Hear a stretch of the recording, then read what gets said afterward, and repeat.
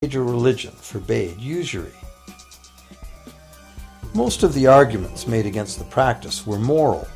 It was held that money's only legitimate purpose was to facilitate the exchange of real goods and services.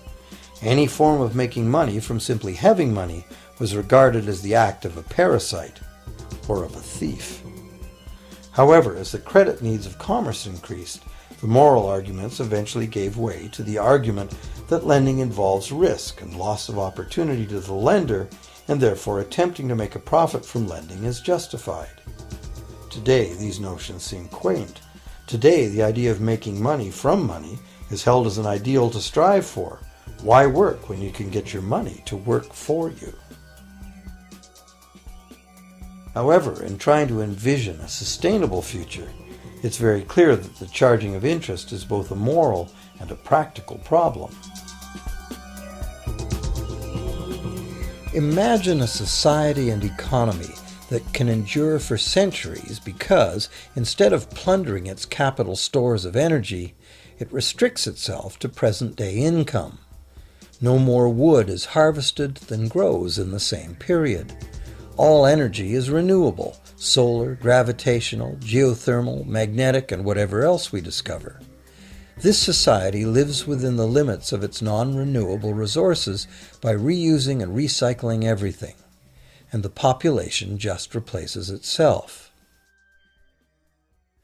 Such a society could never function using a money system utterly dependent on perpetually accelerating growth.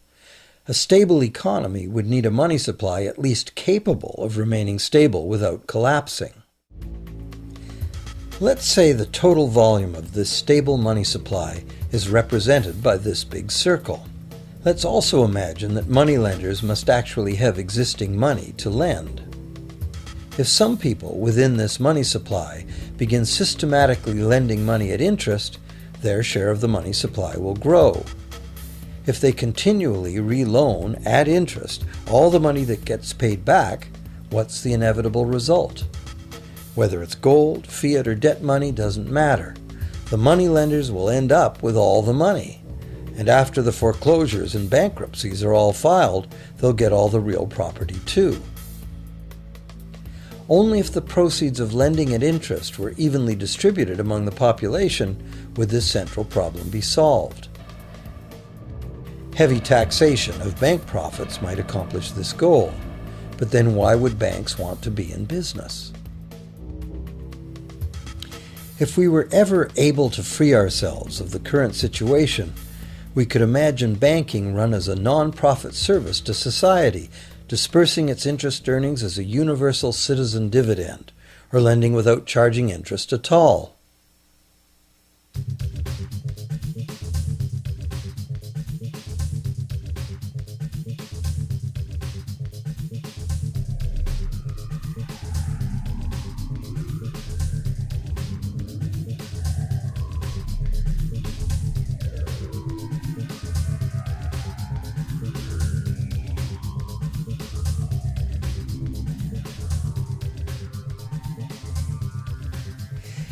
If it is the fundamental nature of the system that causes the problems, tinkering with the system cannot ever solve those problems.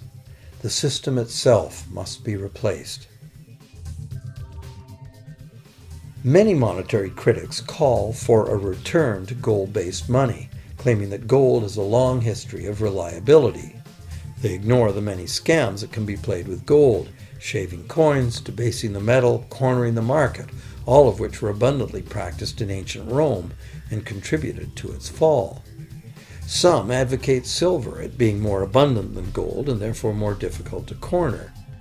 Many question the need to bring back precious metals at all. No one wants to go back to carrying heavy sacks of coins to go shopping. It's a certainty that paper, digital, plastic, or more likely biometric ID money would be the real medium of trade, with the same potential for creating unlimited debt money we have now. Beyond that, if gold again became the sole legal basis of money, those who have no gold would suddenly have no money. Other monetary reform advocates have concluded that greed and dishonesty are the main problems, and that there may be better ways to create an honest and equitable money system than returning to silver or gold. Inventive minds have proposed a variety of alternate ways to create money. Many private barter systems create money as debt, much as banks do, but it is done openly and without charging interest. An example is a barter system in which debt is expressed as pledges of hours of work, all work being valued equally at a dollar figure that then allows hours to be equated with the dollar price of goods. This kind of money system can be set up by anyone who can devise a way to do the accounting and find willing and trustworthy participants. Setting up a local barter money system, even if it were little used now, would be prudent emergency planning for any community. Monetary reform, like electoral reform, is a big topic, and one that requires a willingness to change and to think outside the box. Monetary reform, again, like electoral reform, will not come easily, because the enormously powerful interests that benefit from the existing system will do their utmost to maintain their advantage. Now that we've seen that money is just an idea, and that in reality money can be whatever we make it, here's one very simple alternative monetary concept to consider. This model is based on systems that have worked in the past, in England and America, systems that were undermined and destroyed by the goldsmith bankers and their fractional reserve system.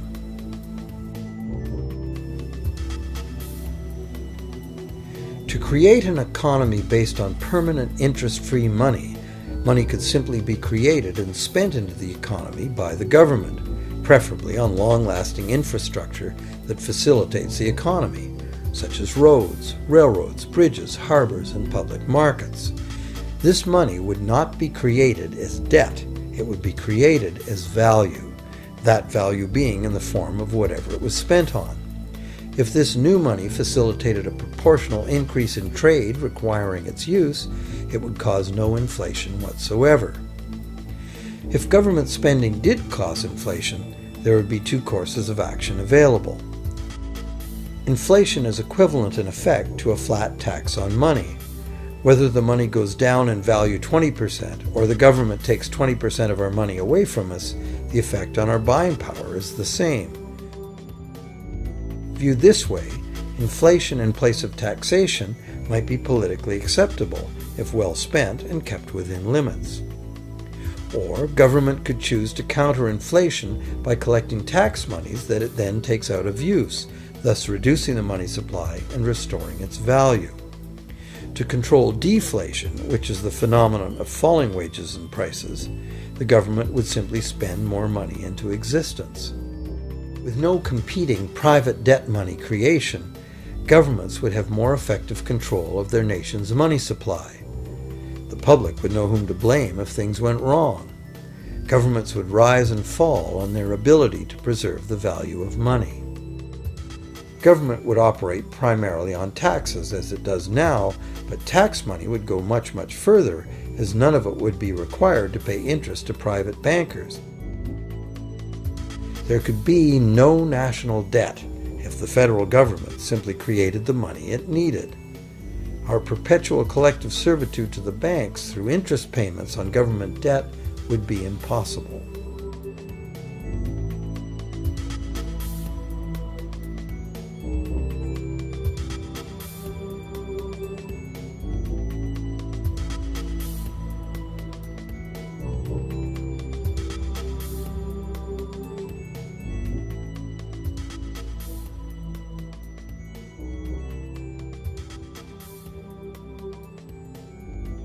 What we have been taught to believe as democracy and freedom has become in reality an ingenious and invisible form of economic dictatorship. As long as our entire society remains utterly dependent on bank credit for its supply of money, bankers will be in the position to make the decisions on who gets the money they need and who doesn't.